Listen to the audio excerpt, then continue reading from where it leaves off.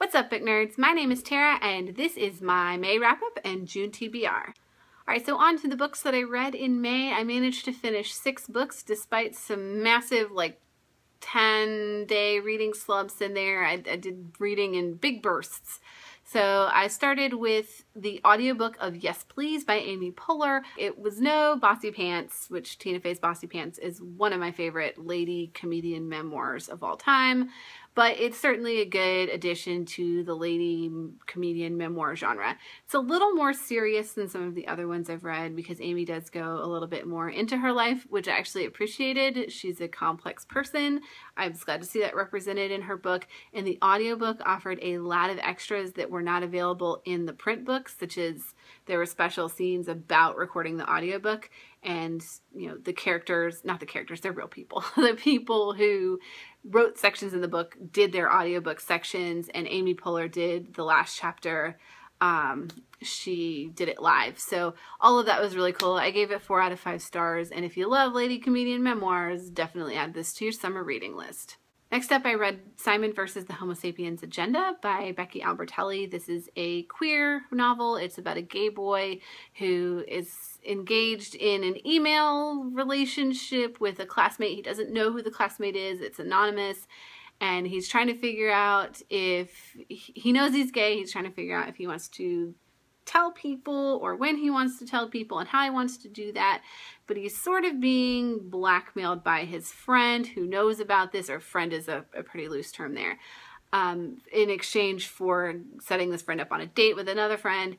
And it all sounds more sinister than it really is. It's actually quite a fun book, very heartwarming. I just felt warm and fuzzy when I was finished reading it.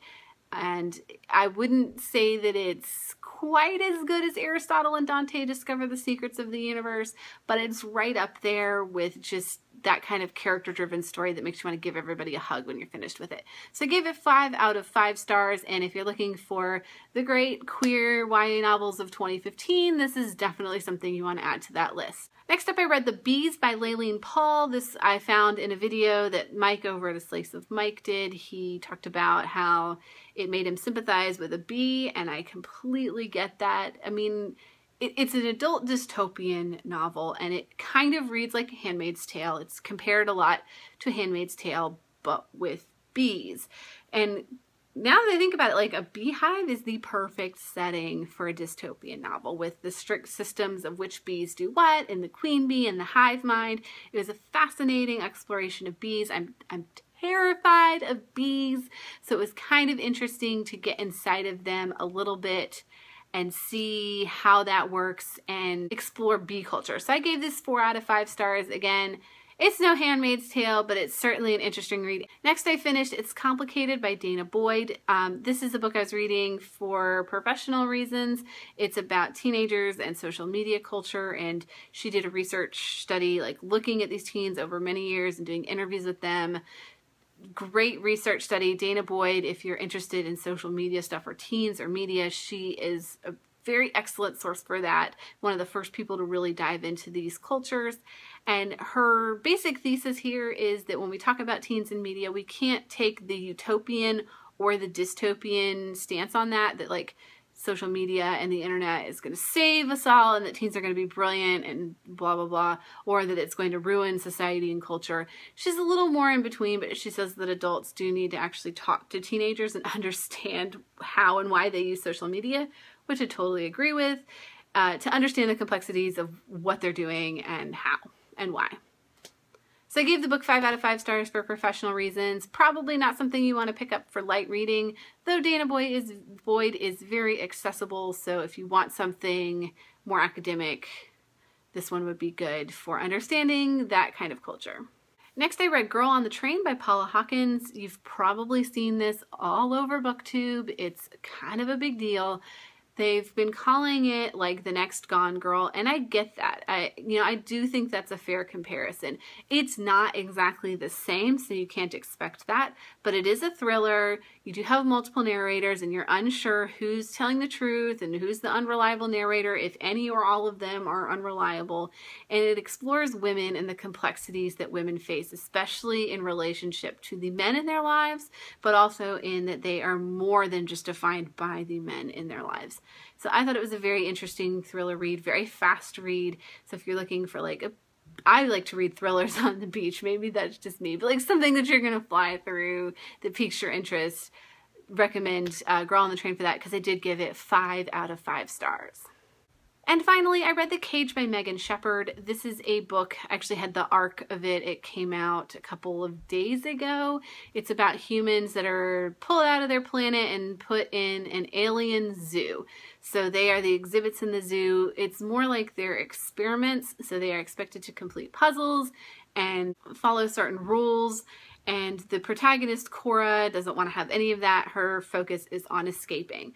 One thing you should know about Megan Shepherd's novels that definitely applies here is they are trilogies. So she just finished her Madman's Daughter trilogy, which was based on like classic Gothic novels, like The Island of Dr. Moreau. And the novels, though they have a nod to that genre, and she's clearly has good writing and all of that, they are very much romance heavy. So you're getting a little bit of this science fiction-y thing, but you're also getting a lot of love triangles with sometimes not so human creatures. Like, there's an alien love triangle in the story. So gotta love that. So if you want something that's more heavy on the romance, this is a good bet for you. I was looking for a little less on the romance and more like we're in an alien zoo and we have some really interesting psychological stuff that we can explore here. Like, let's spend more time on that.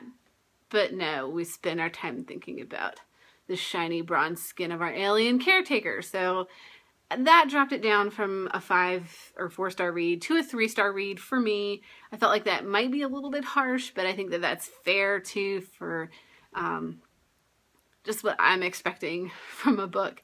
So those are the books that I read in May, and here are the books that I'm planning to read in June.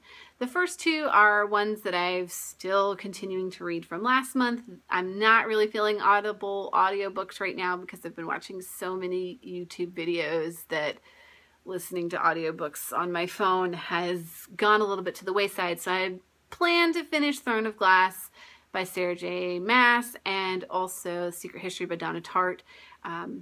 At some point whenever I feel like going back to audiobooks again. And then I am reading in my car, which I consider very different from listening to audiobooks on my phone. I'm reading In Cold Blood by Truman Capote, which is very interesting, kind of a classic novel. So I'll share my thoughts on that in my wrap up when I finish it, because I have some things that I want to say about it, both positive and negative. I'm about halfway through right now, so the final verdict is not quite ready. And then I'm reading one that I'm extremely excited about, and that is The Sacred Lies of Minnow Bly. And this is by Stephanie Oakes.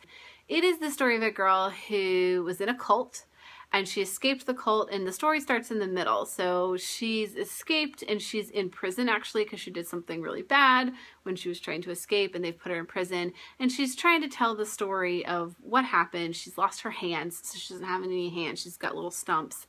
This book is so good. It's completely got me on the edge of my seat. I'm at the 60% mark right now, and I will let you know in my wrap up my full thoughts on that. I may even do a full video on it because I hope that other people give it a read. It's a very interesting book. And then finally, I have one book that I received for review that I should read this month. It is Every Last Word by Tamara Stone. It is about a girl who handles her depression through spoken word poetry. So it's very much about the power of words, and I think that's a really fascinating concept, and I'm in the mood for something kind of in that vein. So I plan to hopefully get to that by the end of the month and share my thoughts on that with you as well. So that's my May wrap up and my June TBR list. If you have read any of those or have anything to say about any of those books, please leave those thoughts for me in the comments. And if you want to share what books you read in May or what books you plan to read in June, you can share those with me as well, because I always love to hear what other people are reading. So thanks for watching, book nerds. That's all for now, and I will see you next time.